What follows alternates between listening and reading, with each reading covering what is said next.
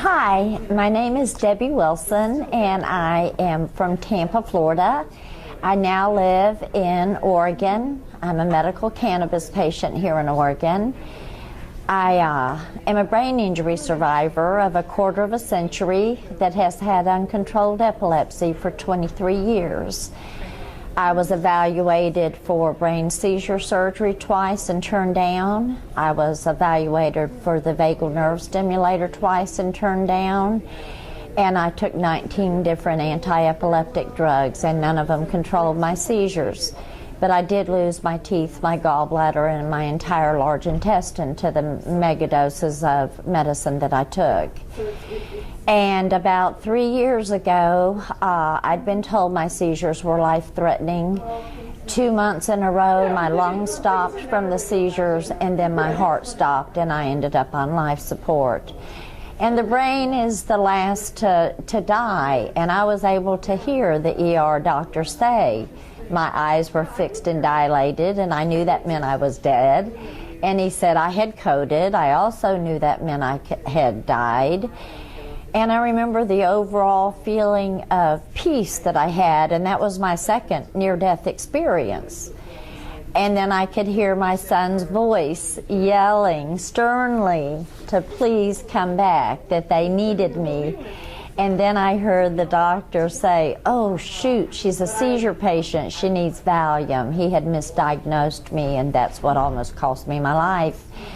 But they wouldn't let me out of the hospital, and I had a plane ticket to Oregon, and I left AMA, and I had a high school friend waiting to help me here in Oregon, and that's what's kept me alive. We've been here in September, will be 2 years. And my grand mal seizures reduced 1,000% 4 years ago, my first year, but now it took till 7 months ago for me to get control of my partial complex cluster status seizures that are life-threatening. And I'm doing the first, to my knowledge, documented dementia, CTE, and medical cannabis trial, and I'm doing awesome on it. My neuropsychological is the most improved. It has been in 18 years, and I had the first normal EEG 3 months ago that I've had in 23 years.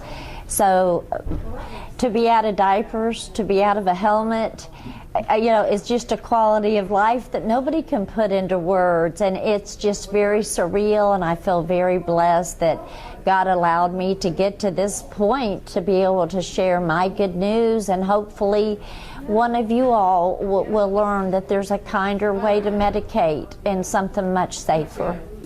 Debbie, yours is somewhat of a unique story, but in many ways it is an example of the many ways that people do in fact benefit from the use of cannabis. Can you describe to us what your usage is? Absolutely. Please. At this point, my high blood sugar is being controlled with cannabis. My chronic wasting disease is being controlled. My post-traumatic headaches are being controlled. 5 different types of seizure types are being controlled. My anxiety, my antidepressant, and my PTSD. I am not on any pain meds. I'm down to 1 rescue medicine a day off of 40 pills a day in 4 years. Now, what particular cannabis strains, or is it oil, or is it cookies? How do you use it? For me, I need a higher THC for my grand mal seizures, and this is going to be different for everybody. I want to stress that. For my partial complex clusters, I need a high CBD. I use ACDC. It's a 22% CBD to less than 1% THC. I take it in a capsule form. I have no gallbladder and no colon, so I was finding any of the oils were too much on my stomach, and I was going to have to go back into diapers. So I was able to call pharmaceutical companies and talk to scientists, and they came up with the idea of using a capsule to help protect me from the side effects, and that did the trick. So today I take, twice a day I take an epilepsy medicine, and twice a day I take raw cannabis in a capsule as my neuroenhancer, and that allows me to think, to be able to have memory, to concentrate, to focus, to walk without a gait. The neuroenhancer, now they suspect I have CTE, which is what you see the NFL players and the college players that have had a lot of repeated concussions. But with grand mal seizures, my son said he stopped counting at 25 loss of consciousness concussions as a result of seizures. So I am a suspected CTE patient, and I can see for 7 months now I've been able to maintain on this medicine, and I thought I was already gone when I could not even make my own cup of coffee anymore. But every time I make my own cup of coffee, I'm so proud that I can do it because that neuroenhancer is helping me cognitively that much. And there's one other thing I want to say. Being a brain injury survivor I had lost a parent, a child, and a spouse prior to getting injured when I was 35. The loss of self is one of the hardest losses in the world, and you never stop competing with that old you, and you're never as good again, no matter how much you try. Brain damage is brain damage. Can we adapt? Can we get around it? Absolutely. The brain is an awesome organ.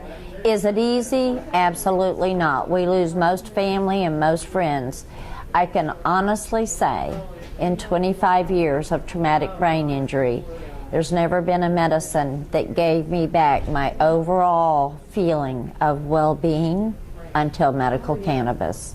And I have peace of mind and well-being, and those are two things no medicine ever gave me. Is there a website you might want to recommend? Some closing thoughts. My neurology and medical cannabis website is called Neurology and CBD, and my name is Debbie Wilson, and that's a page for patients and professionals alike to learn the science behind medical cannabis and why so many of us believe it's changed our life miraculously.